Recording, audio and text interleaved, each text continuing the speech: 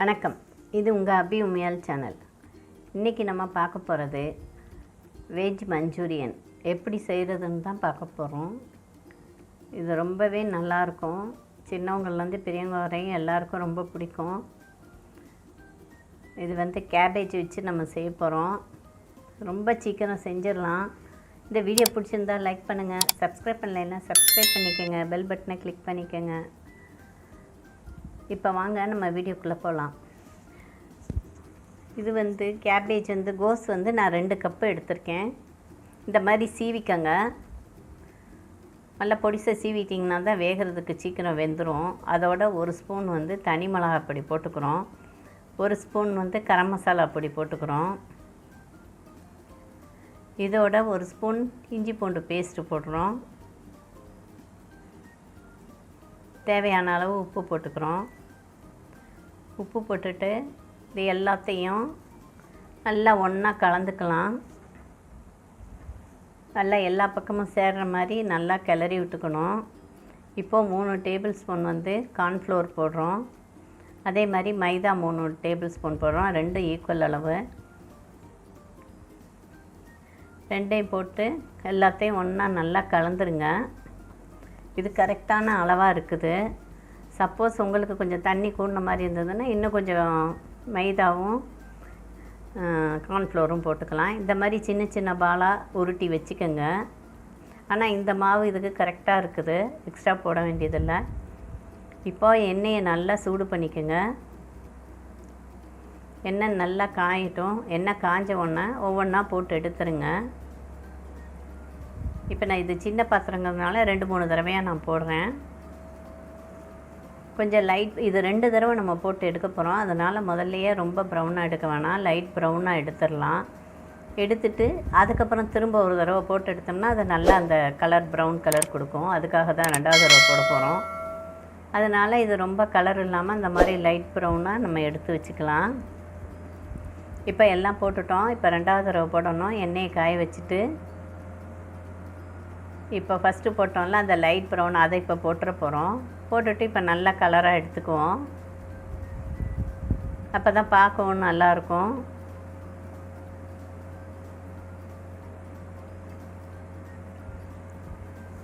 இதே மாதிரி எல்லாத்தையும் போட்டு நம்ம எடுத்துக்கலாம்.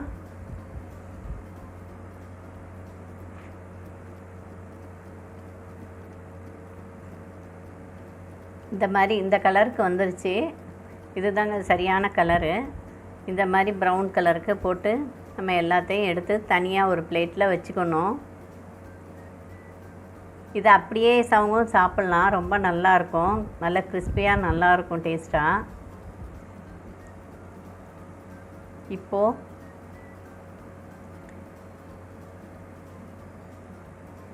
பாருங்கள் எவ்வளோ அழகாக வந்திருக்குன்னு.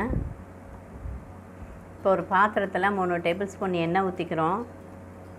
எண்ணெய் நல்லா காயட்டும். எண்ணெய் நல்லா சூடானதும் ஒரு 10 பூண்டு பல் இந்த மாதிரி பொடிசாக கட் பண்ணி எடுத்துக்கணும். பச்சை மிளகாய் 1 கட் பண்ணியிருக்கேன். நீங்கள் வேணால் 2 போட்டுறதுனா போட்டுக்கலாம். எண்ணெய் நல்லா காஞ்ச ஒன்றா போடணும். போட்டாச்சு. இப்போ இதை நல்லா கிளறி விட்டுக்கலாம்.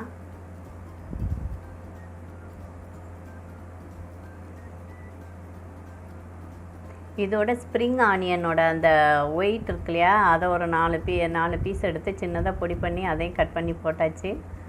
அதையும் நம்ம நல்லா வதக்கி விட்டுக்கலாம். கேப்சிகம் ஒரு 2 டேபிள் ஸ்பூன் கொஞ்சமாக இருந்தால் போதும். அதையும் போட்டு நல்லா வதக்கிக்கலாம்.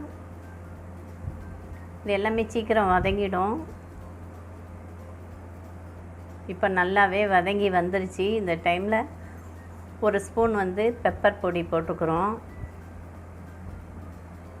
இதோட சில்லி சாஸ் அது ஒரு டேபிள் ஸ்பூன், டொமேட்டோ கெச்சப் ஒரு டேபிள் ஸ்பூன், சோயா சாஸ் அது ஒரு டீஸ்பூன், அது கொஞ்சம் கம்மியாக ஊற்றிக்கலாம். ஊற்றிட்டு நல்லா கிளறி விட்டுக்கோங்க. அந்த எண்ணெய் நல்லா பிரிஞ்சு வரட்டும்.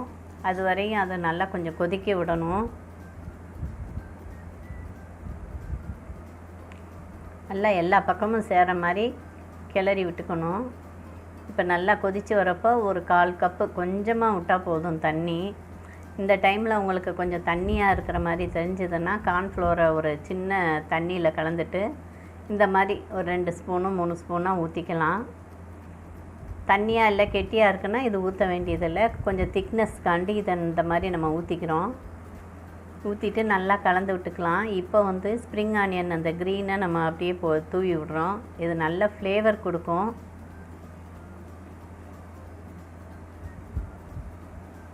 இப்போது அந்த பால் எல்லாத்தையும் இதில் போட்டு கிளறிடுறோம்.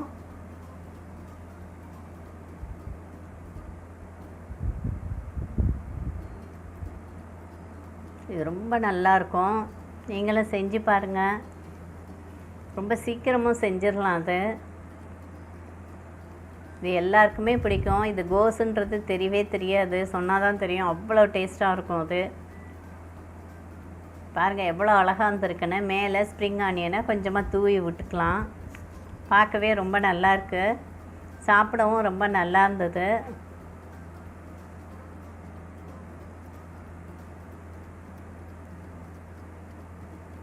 நீங்களும் வீட்டில் ட்ரை பண்ணி பாருங்கள். இந்த வீடியோ பிடிச்சிருந்தால் லைக் பண்ணுங்கள். சப்ஸ்கிரைப் பண்ணலைன்னா சப்ஸ்கிரைப் பண்ணிக்கோங்க. பெல் பட்டனை கிளிக் பண்ணிங்கன்னா நான் போடுற வீடியோலாம் ஒன்றுக்கு ஒன்று வரும் உங்களுக்கு. நன்றி, வணக்கம்.